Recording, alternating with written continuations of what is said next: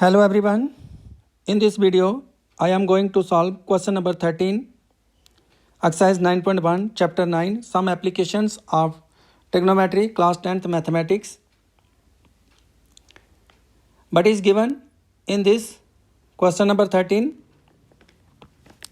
as observed from the top of a 75 meter high lighthouse from the sea level, the angles of depression of two ships are 30 degree and 45 degree.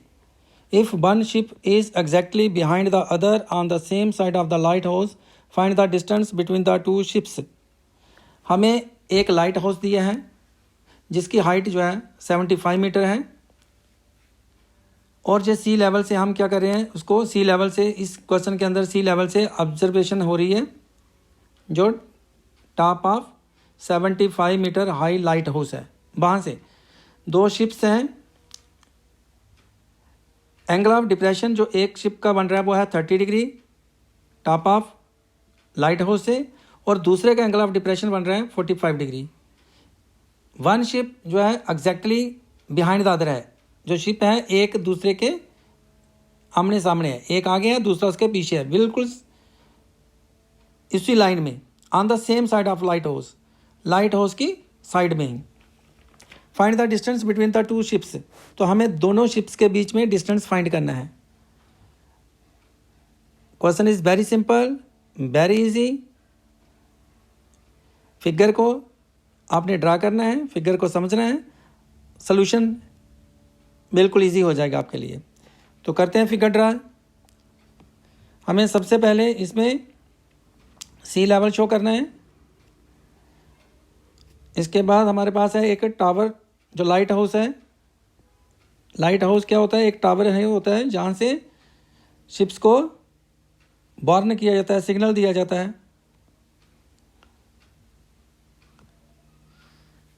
इसको हम कर लेते हैं ए और B, इसकी जो height है ए बी कंसिडर कर लेते हैं, ए बी, और जो है 75 मीटर जो लाइट हाउस है इसकी हाइट 75 मीटर है। और जो टॉप ऑफ लाइट हाउस आ गई, टॉप ऑफ लाइट हाउस जो ए है इसकी। अब एक शिप की पोजीशन सी ले लेते हैं और एक शिप की पोजीशन डी ले लेते हैं। एंगल ऑफ डिप्रेशन के लिए, क्योंकि टॉप से देखा जा रहा है, इनको शिप्स को टॉप से देखा जा रहा है, टॉप जो इसकी लाइट हाउस की टॉप है वहाँ से, तो ए टॉप है इस वक्त। इसके हमें क्या करना है, पैरेलल एक हॉरिजॉन्टल लाइन ड्रा करनी है जो सी लेवल के पैरेलल होगी। तो सी लेवल है इस वक्त हमारे पास सी बी, तो जहाँ से हम क्या करेंगे एक पैरेलल लाइन ड्रा करेंगे जिसको हम हॉरिजॉन्टल लाइन बोलते हैं। यहाँ से एंगल ऑफ डिप्रेशन जो है फर्स्ट शिप का जो आ रहा है वो है 30 डिग्री। तो एंगल ऑफ डिप्रेशन हो गया जब टॉप से बॉटम की तरफ देखा जाए, ऊपर से नीचे की तरफ देखना है। तो ये हमारे पास आ गया 30 डिग्री एंगल ऑफ डिप्रेशन। अब ये 30 डिग्री है तो यहाँ पे ये हमारे पास क्या होगा, ये पैरेलल लाइंस हैं। तो जब ये पैरेलल है तो जहाँ पे ये एंगल 30 है तो ये भी एंगल 30 डिग्री होगा, क्योंकि अल्टरनेट इंटीरियर एंगल्स होते हैं। तो इसको हम 30 डिग्री शो कर सकते हैं। अब नेक्स्ट जो है सेकंड शिप का जो एंगल ऑफ डिप्रेशन है टॉप ऑफ लाइट हाउस से, जो वो है 45 डिग्री। तो जहाँ से ए पॉइंट से डी का जो एंगल ऑफ डिप्रेशन है, एंगल ऑफ डिप्रेशन यहाँ से होगा जो हॉरिजॉन्टल लाइन है, वहाँ से ये एंगल ऑफ डिप्रेशन आ रहा है जहाँ से इसकी मेजरमेंट आ रही है 45 डिग्री। तो अगर ये 45 डिग्री है तो ये पैरेलल आ रही है लाइंस, तो ये हमारे पास होगा अल्टरनेट इंटीरियर एंगल्स। तो इसको भी हम लिख सकते हैं 45 degree.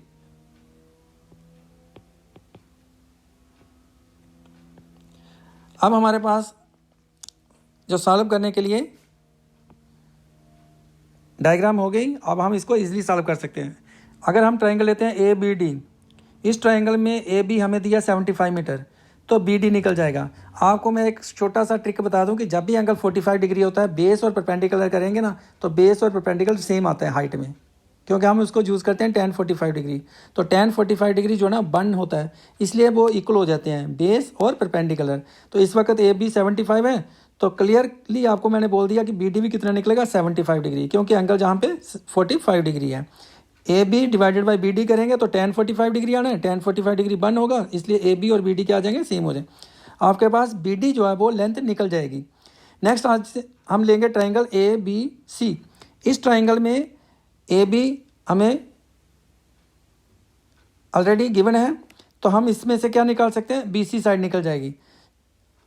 No we have calculated the side B C. अब हमने बी सी को कैलकुलेट कर लिया है, तो बी सी में से अगर हम बी डी को सब्ट्रैक्ट कर देते हैं, क्योंकि बी डी तो कैलकुलेट कर लिया हमने, बी सी में से बी डी को सब्ट्रैक्ट करेंगे तो हमारे पास क्या आ जाएगा, सी डी, जो कि डिस्टेंस बिटवीन टू शिप्स होगा।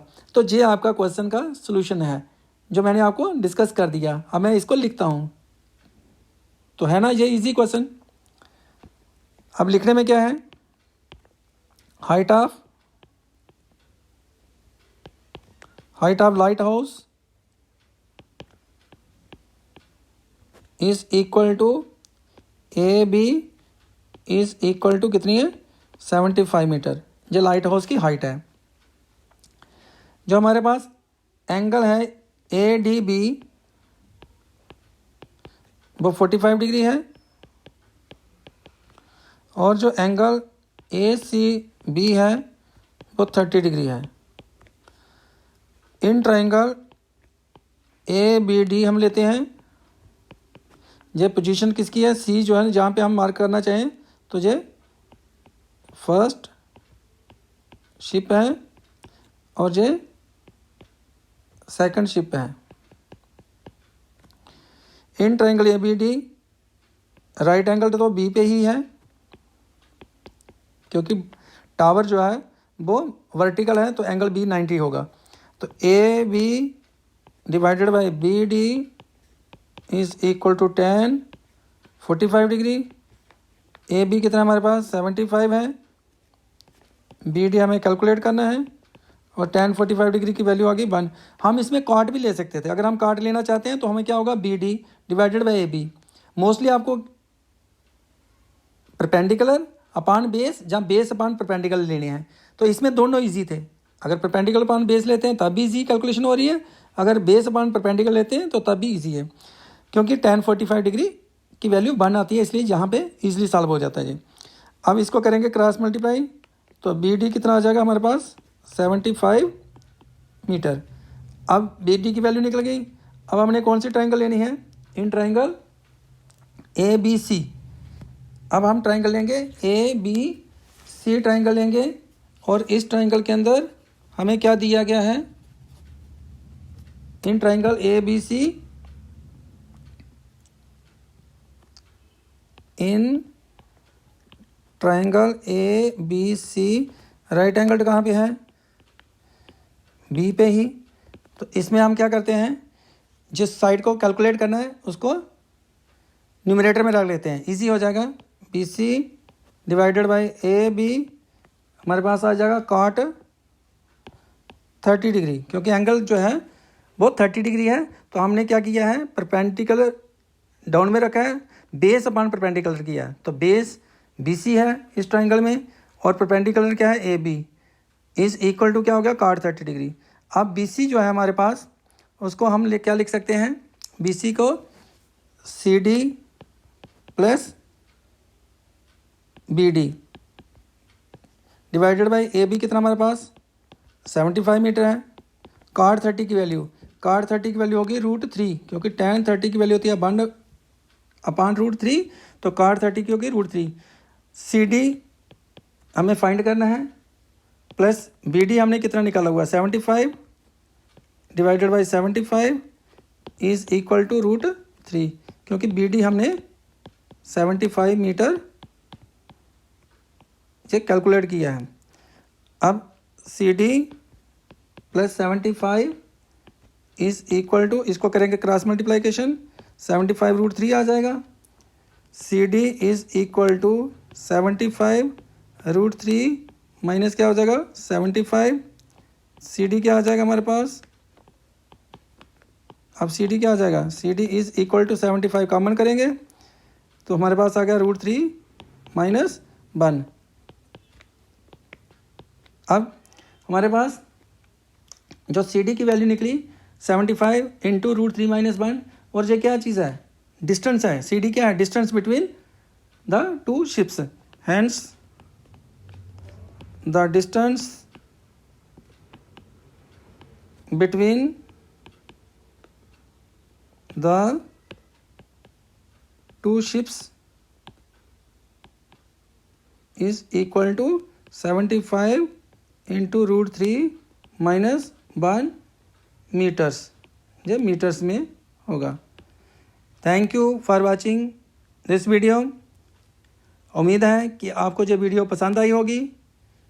इस वीडियो को लाइक करें, शेयर करें, और जिन्होंने अभी तक चैनल को सब्सक्राइब नहीं किया वो चैनल को सब्सक्राइब करें। इस एक्सरसाइज के नेक्स्ट क्वेश्चन भी आप इस चैनल के अंदर